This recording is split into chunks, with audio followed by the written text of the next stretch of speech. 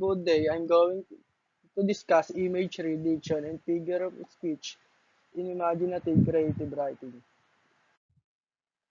What is imaginative creative writing? It is express idea and thoughts in imaginative way.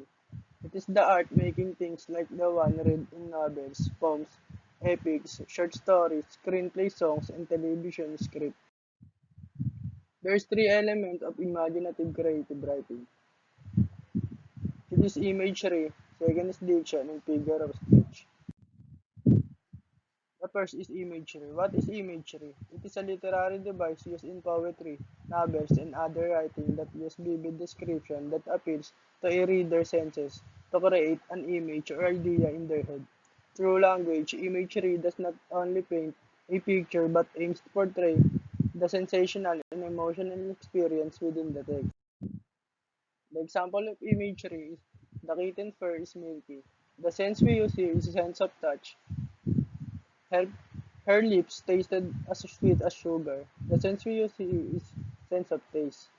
The siren turned into a whisper as it ended. The sense we use here is sense of hearing. The house looked like frosted cakes in winter. The sense we use here is sense of sight. I came inside because the house smelled like a chocolate brownie. The sense we use here is sense of smell. The second element is diction. What is diction?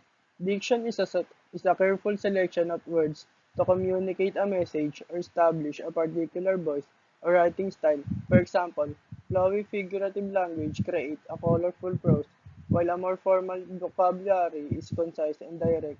Language can help drive home point. There's eight type of diction. First is formal diction, informal diction, pedantic diction, colloquial diction, slang diction, abstract diction, concrete diction, and poetic diction. The first is formal diction. Formal diction is the use of sophisticated language without slang or colloquialism. Formal diction sticks to grammatical rules and use complicated syntax. The structure of sentences. This elevated type of language is often found in professional texts, business documents, and legal papers. Next is informal diction. Informal diction is more conversational and often used in narrative literature. This casual vernacular is representative of how people communicate in real life, which gives an author freedom to depict more realistic characters. Most short stories and novels use informal diction. The next is pedantic diction. This is when a writer is highly detailed or academic in their writing. Words are chosen specifically to convey only one meaning. It is sometimes used in literature when characters speak in a highly educated manner. The next is colloquial diction. Colloquial words or expressions are informal in nature and generally represent a certain region or time. Ain't and yo are example of colloquial expression. Born in rural area of United States, colloquialism add color and realism to writing. Slang diction. These are words that originated within a specific culture or subgroup but gain traction. Slang can be a new word, a shortened or modified word, or words that take on a new meaning. Example of common contemporary slang words are aggro, instead of aggravated, hip, which means trendy, and throw shade, which is to love an insult at someone. Abstract diction. This is when a writer uses words to express something intangible like an idea or an emotion. Abstract phrases often lack physical detail and specificity because they are things the reader cannot experience through their five senses. Concrete diction.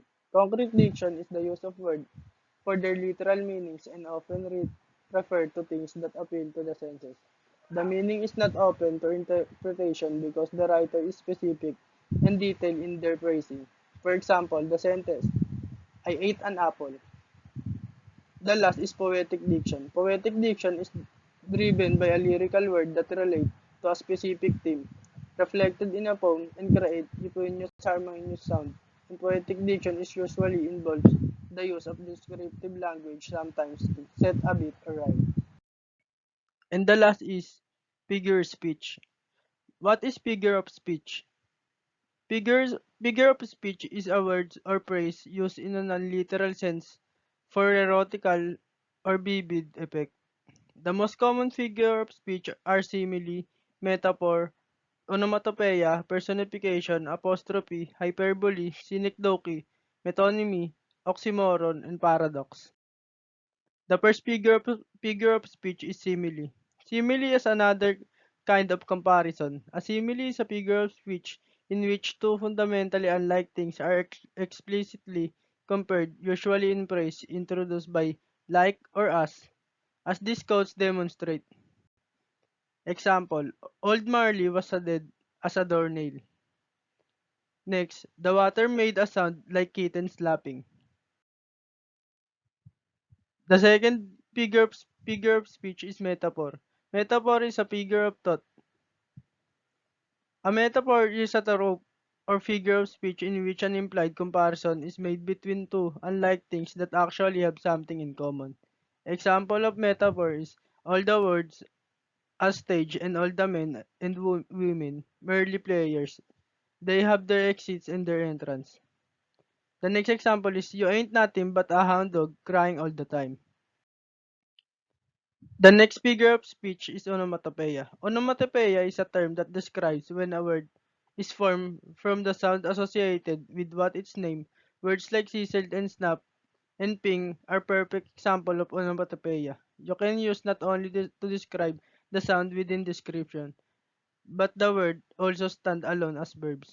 The example is machine noises, honk, beep, broom, clap, sap, boing, and animal names cuckoo, whip, purr, wheel, whooping, crane, chickadee, impact sounds, boom, crash, whack, thump, bang, and sound of voice, shush, giggle, growl, whin, murmur, blurt, whisper, noink.